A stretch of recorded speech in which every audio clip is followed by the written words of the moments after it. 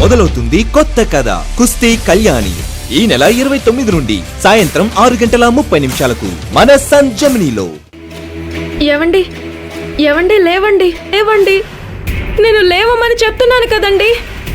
నా పిలుపు వినిపించడం లేదా మీకు? నన్ను ఒంటరిగా వదిలి మీరు వెళ్ళిపోవడానికి వీల్లేదు. ఏవండి లేవండి, ఏవండి లేవండి. నువ్వు వింటున్నావు కదా పాండురంగా, ఆయన గారికి లేవడానికి బలమివ్వు. ఏవండి లేవండి, ఏవండి లేవండి, లేవండి లేవండి, లేవండి.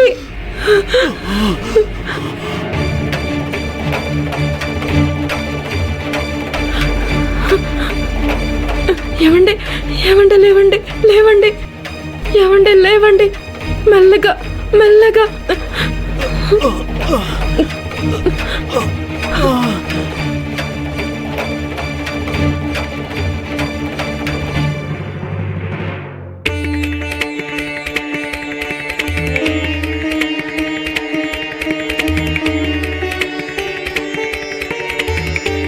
ఏవండి ఏవండి, మీరు పాండురంగడి నామాన్ని స్మరించుకోండి. మీరు మేల్కొనే ఉండాలి, నిద్రపోకూడదు, సరేనా? స్మరించండి.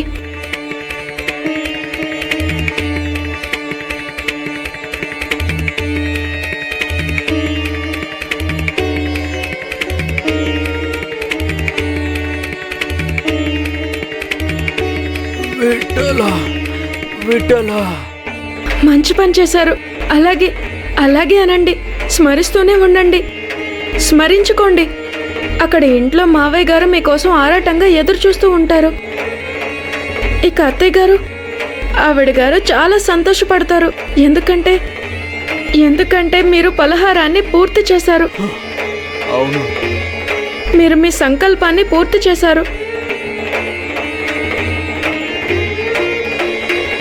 ఏవండి, మీరు అస్సలు నిద్రపోకూడదు, నాతో మాట్లాడుతూ ఉండండి. ఏవండి ఏవండి, నాతో మాట్లాడుతూ ఉండండి, మాట్లాడండి. నాతో అవును అవును అనండి, సరే అనండి.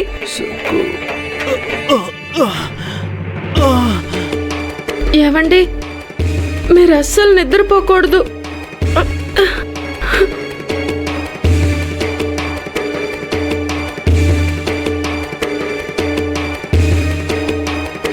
ఊరు పొలమేరల్లోకి వచ్చాం. ఎవరో ఒకరు మనకి సహాయం చేస్తారు. ఏమండి, వింటున్నారు కదా? నిద్రపోకండి, నాతో మాట్లాడుతూ ఉండండి, ఆపకండి. సరే, ఇది చెప్పండి, మీకు ఇప్పుడు ఆకలేస్తుందా?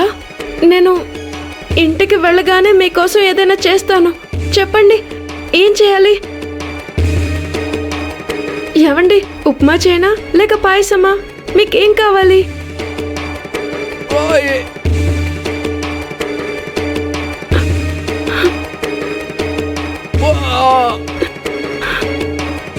ఏంటి ఏంటి? ఉప్మా కావాలా, పాయసం కావాలా?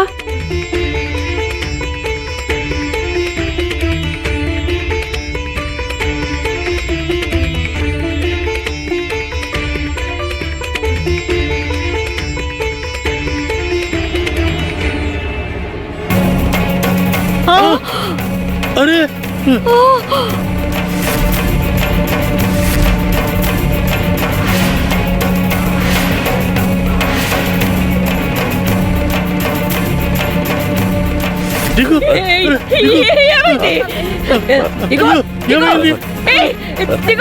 లేవరా, దిగు దిగు, ఏమైంది నీకు? దిగు. అయ్యో నాన్న, లేనన్నా, దిగు. అయ్యో నా కొడుకు, దిగు. పాపిస్తున్నానా? ఏం చేసేవే నా కొడుకుని? చెప్పవే, ఏం చేసావు? నేనేం చేయలేదు. యమునా, వత్సల చూస్తారండి, తనని ఆపండి. అత్తయ్య గారు, నేనేం చేయలేదండి.